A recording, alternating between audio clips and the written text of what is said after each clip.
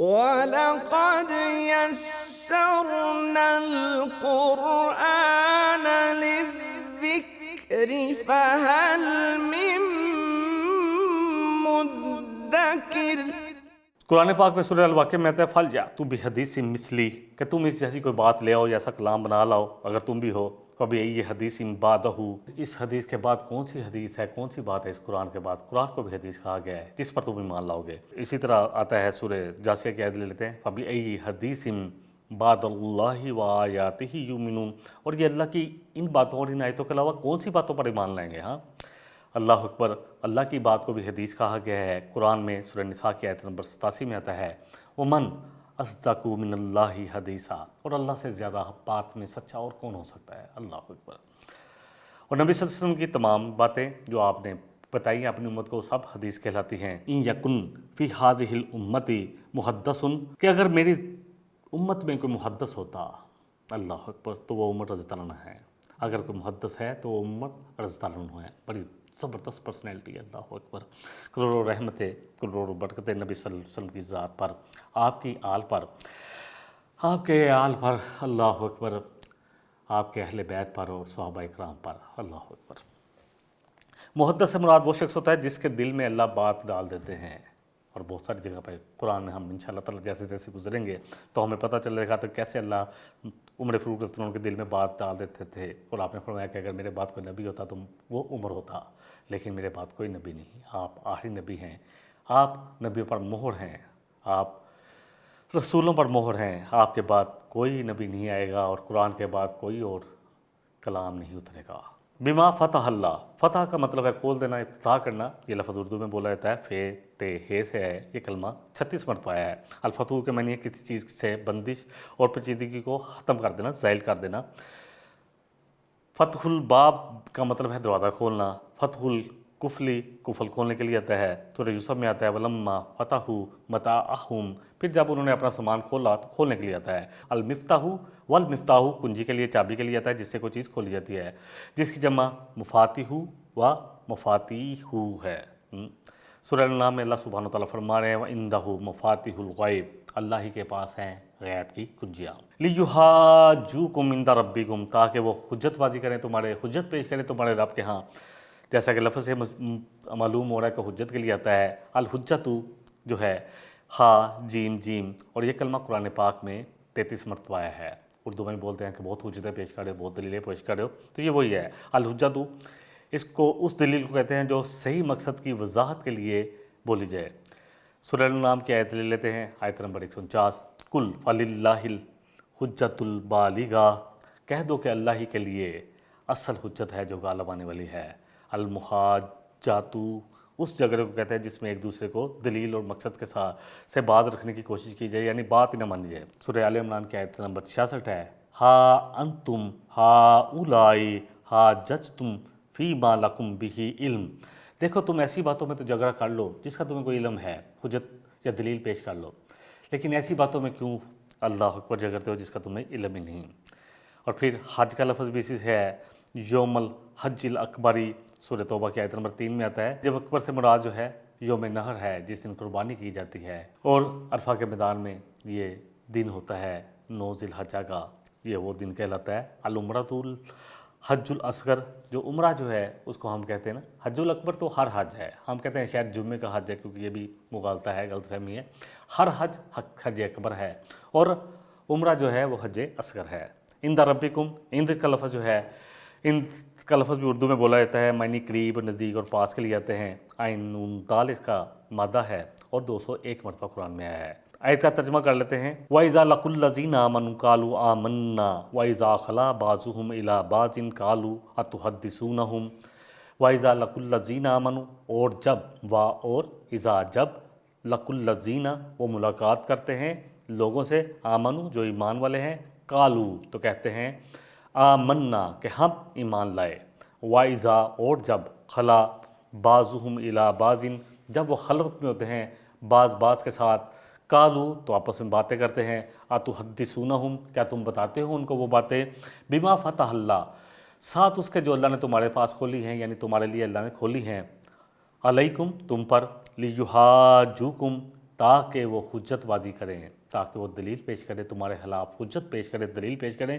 بھی ان باتوں کے ساتھ عند ربکم، تمہارے رب کے ہاں، تمہارے رب کے پاس، افلا تعقلون، تو کیا تم عقل نہیں کرتے؟ یہ تھی ان کی عقل۔ اللہ اکبر۔ اگلی آیت آیت نمبر 77 ہے۔ اللہ سبحانہ وتعالیٰ فرما رہے ہیں اولا یعلمون ان اللہ یعلم ما یسرون وما یعلنون۔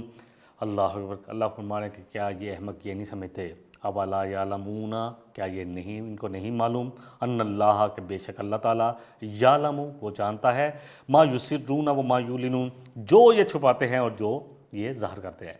تنہائی میں بیٹھ کے جہاں مردی باتیں کر لیں، اللہ کو تو سب معلوم ہے۔ کالے پہاڑ پر کالی رات میں کالی چونٹی جو چلتی ہے نا، اللہ اس کی آواز بھی سن لیتے ہیں۔ یعلمون جو ہے علم سے ہی ہے، العلم عین لام میم 854 مرتبہ آیا ہے، اور پھر جیسے بات ہو چکی ہے کہ عالم بھی اس سے بنتا ہے، علامہ بھی اس سے بنتا ہے، علم بھی اسی سے ہے، کسی چیز کی حقیقت کا ادراک کر لینا۔ اولا یعلمون ان اللہ یعلم ما یسرون، الاسرار، اسرار جو ہے ہمیں پتہ ہے کہ پرسرار جو چیز نظر نہیں آتی، چھپی ہوئی کے لیے ہوتی ہے، تو یہ اسی سے ہے۔ سری نماز ہم کہتے ہیں نا، سری اور جہری، تو سری وہ ہوتی ہے جس میں تلاوت اونچی آواز میں نہیں کی جاتی، سین رے رے اس کا روٹ ورڈ ہے، اور یہ کلمہ قرآن پاک میں 44 مرتبہ آیا ہے۔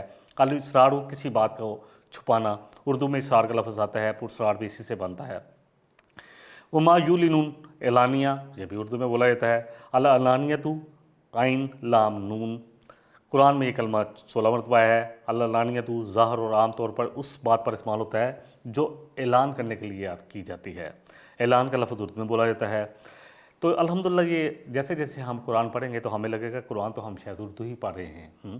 ثم دیکھیں اللہ فرما رہے ہیں سورہ نوح کی آیت نمبر جو ہے 9 میں، سورہ نوح سورہ نمبر 71 آیت 9، ثم انی اعلنت لہم واسررت لہم اسرارا، یہاں دونوں لفظ آئے ہیں۔ نوح علیہ السلام نے کہا کہ اللہ میں نے تو ان کو علانیہ بھی سمجھایا اور ایک ایک کو جا کر اکیلے اکیلے میں چپ کے بھی سمجھایا۔ سورہ قصص کی آیت نمبر جو ہے سورہ نمبر 28 آیت 69 ہے، وَرَبُّكَ يَعْلَمُ مَا تُكِنُّ صُدُورُهُمْ وَمَا يُعْلِنُونَ، اور بے شک آپ کا رب اللہ کے رسول صلی اللہ علیہ وسلم خوب جانتا ہے، خوب علم رکھتا ہے جو کچھ یہ لوگ چھپاتے ہیں اور جو کچھ یہ لوگ ظاہر کرتے ہیں۔ آیت کا ترجمہ کر لیتے ہیں، اس کے بعد آخری آیت ہے ہمارے آج سبق کی۔ اولا یعلمون، اللہ فرمانے کیا بلا وہ نہیں جانتے، ان اللہ، بے شک اللہ سبحانہ وتعالیٰ، یعلم، وہ جانتا ہے، ما یسرون، جو یہ چھپاتے ہیں، وما یعلنون، اور جو یہ اعلان کرتے ہیں۔ بس تھوڑی توجہ کی ضرورت ہے، انشاءاللہ قرآن براہ راست ہمیں سمجھ میں آئے گا، بہت آسان اللہ نے کیا ہے، یقین جانیں۔ اس سے زیادہ قرآن کی لینگویج سے زیادہ آسان دنیا میں کوئی لینگویج ہو ہی نہیں سکتی۔ اللہ اکبر۔ آخری آیت جو آج ہمارے سبق کی ہے، اللہ فرما رہے ہیں آیت نمبر 78 ہے، وَمِنْهُمْ أُمِّيُّونَ لَا يَعْلَمُونَ الْكِتَابَ إِلَّا أَمَانِيَّ وَإِنْهُمْ إِلَّا يَظُنُّونَ، اور ان میں ایک دوسرا گروہ امیوں کا ہے، امی جو کتاب کا علم نہیں رکھتے، جو اپنے علماء سے باتیں سن لیتے ہیں، بس اسی کو سمجھ لیتے ہیں کہ ہاں ہم نے بہت علم حاصل کر لیا، بس اپنی بے بنیاد امیدوں اور آرزو کو لیے بیٹھے ہیں اور محض وہم و گمان پر چلے جا رہے ہیں، زندگی ان کی وہم و گمان پر گزر رہی ہیں۔ وَمِنْهُمْ أُمِّيُّونَ، امیون، الامیو سے یہ مادہ جو ہے الف میم میم، اس کا مادہ ہے، 16 مرتبہ آیا ہے یہ لفظ قرآن میں۔ الامو کہتے ہیں ماں، یعنی قریبی حقیقی ماں کے لیے آتا ہے، اور بعید یعنی نانی یا پر نانی کے لیے آتا ہے، ماں کو قریبی ہوتی ہے۔ سب کو امون کہا جاتا ہے، پھر ہر اس چیز کو بھی امون کہا جاتا ہے، نانی کو بھی امون کہا جاتا ہے، لیکن وہ تھوڑی دور کی ہے اور یہ قریب ہوتی ہے، ماں قریب ہوتی ہے، اور اس چیز کو بھی امون کہا جاتا ہے جو کسی دوسری چیز کے وجود میں آنے سے یا اس کی صلاح و تربیت کا سبب ہو۔ کوئی بھی چیز جو ایک انسان جس سے پہلا سیکھتا ہے نا، امی وہ ہوتے ہیں جس چیز کا علم صرف ماں سے شروع ہوتا ہے، تو اس کے آغاز کا مبدا بنے۔ سورہ زخرف کی آیت نمبر 4 میں اللہ فرما رہے ہیں وَإِنَّهُ فِي أُمِّ الْكِتَابِ، یہ قرآن کہاں تھا؟ ام الکتاب میں، یعنی اصلی نوشتہ، اصلی جو قرآن کا حصہ ہے وہ لوح محفوظ میں تھا۔ ام الکتاب سے مراد لوح محفوظ ہے، کیونکہ تمام علوم کا منبع ہے اور اسی کی طرف تمام علوم منسوب کیے جاتے ہیں، اور مکہ مکرمہ کو بھی ام القریٰ کہا گیا ہے کیونکہ یہ خطہ عرب کا مرکز تھا، تھا، تو اس میں بھی کہا گیا ہے، سورہ شورہ میں آتا ہے آیت نمبر 7 میں، تاکہ نبی صلی اللہ علیہ وسلم آپ خبردار کر دیں کس کو؟ جو بستی کے رہنے والے ہیں، مکہ کی بستی میں رہنے والے ہیں اور جو ان کے ارد گرد ہیں۔ نبی صلی اللہ علیہ وسلم نے یہ فریضہ ہمیں سونپ دیا خطبہ حجۃ الوداع میں، فلیبلغ الشاہد الغائبہ، پہنچاؤ جن تک پہنچ گیا، جو مسلمانوں کے گھر میں پیدا ہو گئے، جن کو اللہ نے ایمان دے دیا، ان تک جہاں تک یہ قرآن اور نبی صلی اللہ علیہ وسلم کا تعارف نہیں پہنچا، کراؤ ان کو تعارف اپنے قول سے بھی اور عمل سے بھی۔ قول سے تو شاید ہم کروا رہے ہیں، اور عمل ہمارے کیا ہیں؟ اللہ اکبر۔ الامی وہ ہے جو نہ لکھ سکتا ہو، نہ پڑھ سکتا ہو، نہ ہی کر سکتا ہو، اور نبی صلی اللہ علیہ وسلم کے بارے میں یہ لفظ آتا ہے وَهُوَ الَّذِي بَعَثَ فِي الْأُمِّيِّينَ رَسُولًا مِّنْهُمْ، سورہ جمعہ کی آیت نمبر 2 ہے کہ وہی ذات، یعنی اللہ ہی وہ ذات ہے جس نے نہ پڑھے لکھوں میں انہی میں سے ایک رسول بنا کر بھیجا، یعنی محمد صلی اللہ علیہ وسلم کو پیغمبر بنا کر بھیجا۔ یہاں اللہ فرما رہا ہے مِنْهُمْ أُمِّيُّونَ لَا يَعْلَمُونَ الْكِتَابَ إِلَّا أَمَانِيَّ، ان میں سے کچھ لوگ ایسے ہیں کتاب کا کوئی علم نہیں، نہ قرآن کا پتہ ہے، نہ پتہ ہے نبی صلی اللہ علیہ وسلم نے کیا فرمایا، نہ دین کا پتہ ہے، صرف سنی سنائی باتوں پر عمل کر رہے ہیں، اور اپنی وشفل تھنکنگز، اپنی خواہشات، خوش آئند خواہشات، خار ہیں، بدکار ہیں، ڈوبے ہوئے ذلت میں ہیں، کچھ بھی ہے تیرے محبوب کی امت میں سے ہیں۔ اللہ اکبر۔ وہ بات جو یہود کرتے تھے وہی باتیں آج مسلمان کر رہے ہیں۔ وہ بھی کہتے تھے کہ اللہ ہمیں آگ میں نہیں ڈالے گا، مگر گنتی کے چند ایام، اللہ فرما رہا ہے کہ تم نے اللہ سے کوئی وعدہ نہیں رکھا ہے، کہ اللہ سے میثاق ہوا تھا تمہارا، کوئی اللہ کے ساتھ کمٹمنٹ ہوئی ہے کہ تم جو مرضی کرتے رہو اور اللہ تمہیں پھر بھی جنت میں ڈالے گا اور جہنم میں تم نہیں جاؤ گے۔ امانیہ جو لفظ ہے اس کو دیکھ لیتے ہیں۔ الامنیۃ، میم نون یہ مادہ، اور قرآن میں 21 دفعہ آیا ہے۔ الامنیۃ کے معنی ہے کسی چیز کی تمنا کرنا، خواہش کرنا، طمع کرنا۔ اس میں آتا ہے ایک اپنے طور پر ایک خواہش کو اپنے دل میں لگا لینا کہ یہی ہوگا، اس کو امانی کہا جاتا ہے۔ معنی ہے کڑی فریب دہی کے، یعنی جھوٹی امیدوں کے لیے یہ لفظ زیادہ آتا ہے۔ سورہ نساء کی آیت نمبر 119 میں آتا ہے شیطان نے اللہ سے کیا کہا تھا، وَلَا أُضِلَّنَّهُمْ وَلَا أُمَنِّيَنَّهُمْ، کہ میں ضرور ان کو گمراہ کروں گا اور ان کو جھوٹی امیدیں دلاتا رہوں گا۔ شیطان نے آج بھی ہمیں جھوٹی امیدیں دلائی ہوئی ہیں۔ الحمدللہ اللہ غفور رحیم ہے، کوئی شک نہیں ہے، کوئی شک نہیں ہے، لیکن کیا ہم اسی چیز پر بھروسہ کرتے ہوئے کہ اللہ غفور رحیم ہے، اللہ کی نافرمانیاں کرتے رہیں گے، اپنی من چاہی زندگی گزارتے رہیں؟ اللہ غفور رحیم ہے، تائب کریں۔ دیکھیں اللہ فرما رہے ہیں جیسے سورہ بقرہ کی آیت نمبر 159 160 میں آتا ہے، میں ترجمہ کہ اللہ نے جو بینات اتاری ہیں اس کے بعد کے لوگوں پر واضح کی گئی تھی، وہ جو لوگ ان کو نہیں واضح کرتے، اللہ کی کتاب کو اللہ کے لوگوں کے سامنے نہیں واضح کرتے، اور یہ ہم مسلمانوں کے لیے ہے، تو ایسے لوگوں پر اللہ کی بھی لعنت اور تمام لعنت کرنے والوں کی لعنت۔ اللہ فرما رہے ہیں ہاں وہ جو توبہ کر لیں، اپنی اصلاح کر لیں اور پھر وہ کام کرنا شروع کریں جو وہ نہیں کر رہے تھے، کہ جو وہ کام جو اللہ کی نافرمانی کا اس سے رک نہ جائے، تو پھر تو جو مرضی کرتے رہیں۔ بہت ساری جگہ پہ اللہ سے معافی کے ساتھ کہہ رہا ہوں کہ ایک دوست جو ہے بہت بڑا بزنس ہے، کیونکہ ڈیفینیٹلی بینکوں کے ساتھ لین دین ہے، پھنسے ہوئے ہیں، تو مجھے کہتے ہیں جی میں نے اللہ سے بہت دعائیں مانگے مکے میں جا کے۔ میں نے کہا سب سے پہلے تو ہمیں اللہ سے اور اس کے رسول سے جنگ بند کرنی ہے، اس کے بعد دعا قبول ہوگی انشاءاللہ۔ ہم سمجھتے ہیں کہ ہم اپنی زندگی ویسے ہی گزاریں گے اور اللہ سے جو چاہیں گے وہ مل جائے گا، ایسا نہیں ہے۔ دیکھیں یہ لفظ جو ہے تمنا کے لیے بھی آتا ہے، تمنا بھی اسی سے ہے، اردو میں بولا جاتا ہے۔ اللہ فرما رہے ہیں ام للانسانی ما تمنا، کیا انسان کے لیے وہی ہے کہ وہی اس کو ملے گا ضرور جو وہ تمنا کرتا ہے؟ فتمنوا الموت، تو کہا گیا ہے یہود سے کہ اگر تم واقعی اللہ کے چہیتے ہو تو پھر تم موت کی تمنا کرو۔ اور آج مسلمانوں کے بھی یہ ٹیسٹ ہے کہ اگر ہم سمجھتے ہیں کہ ہم اللہ کے چہیتے ہیں تو پھر موت سے کیوں ڈرتے ہیں؟ کیا ہو رہا ہے پوری دنیا میں؟ مسلمان ہی ہر جگہ کیوں ذبح ہو رہے ہیں؟ ہمارے بچے ہی کیوں شہید کیے جا رہے ہیں؟ ہماری عورتیں ہی کیوں شہید کی جا رہی ہیں؟ اللہ اکبر۔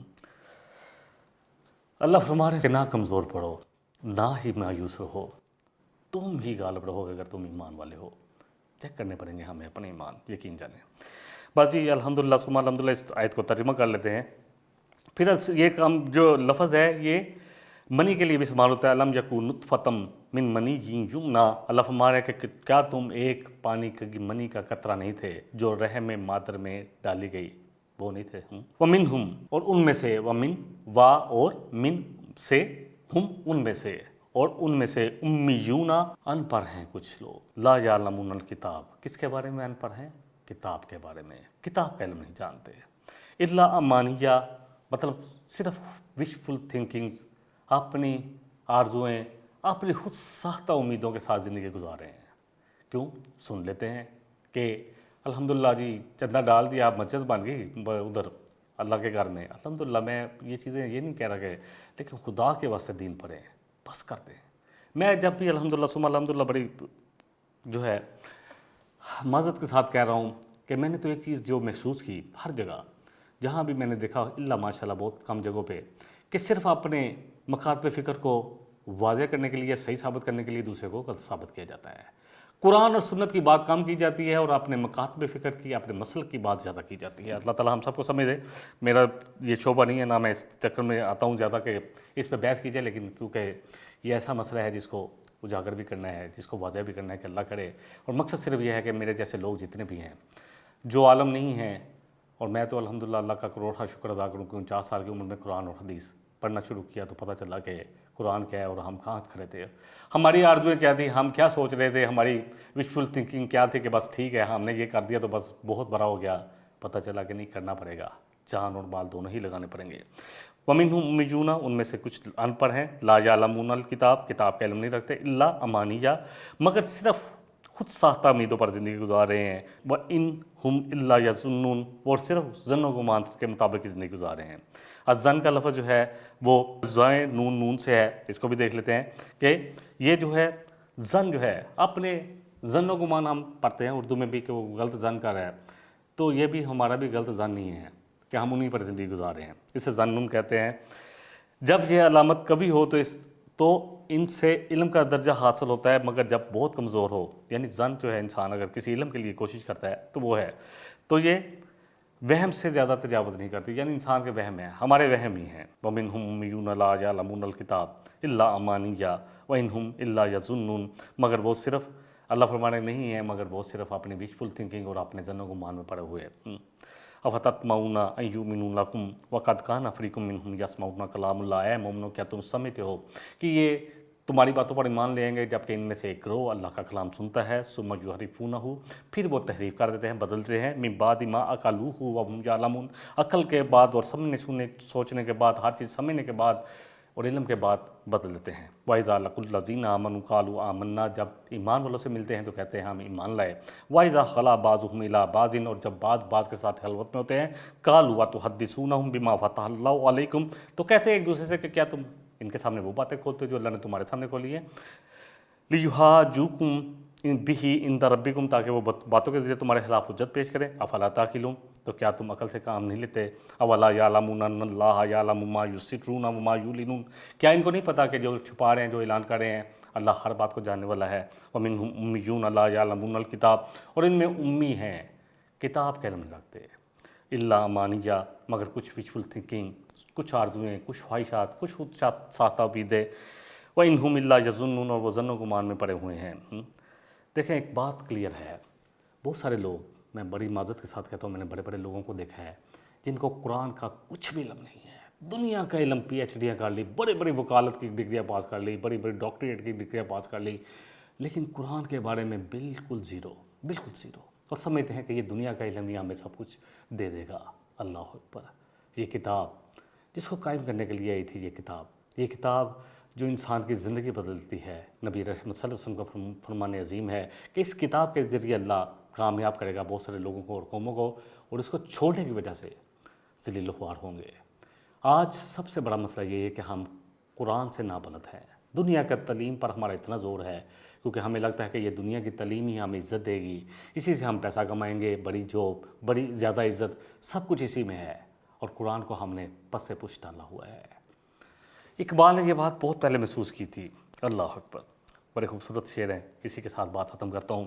ہند میں حکمت دین کوئی کہاں سے سیکھے، نہ کہیں لذت کردار، نہ افکار عمیق، حلقہ شوق میں وہ جرت اندیشہ کہاں، آہ محکومی و تقلید و زوال و تحقیق، خود بدلتے نہیں قرآن کو بدل دیتے ہیں، ہوئے کس قدر فقیہان حرم بے توفیق۔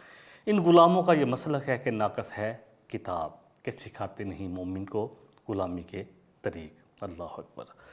بہرحال ایک آیت کیونکہ میرے لکھی ہوئی ہے، میں اس کا ذکر صرف اس لیے کروں گا تاکہ ہمیں سمجھ میں آ جائے کہ یہ جو ہم پڑھ رہے ہیں یہود کے متعلق، یہ سب کچھ میرے اور آپ کے متعلق بھی ہے۔ سورہ نساء کی آیت نمبر 123 124، لیس بامانیکم ولا امانی اہل الکتاب، اللہ کہتے ہیں نہ تمہاری فشفل تھنکنگ، خوش آئند امیدوں سے فیصلے ہونے ہیں، اور نہ ہی اہل کتاب کی۔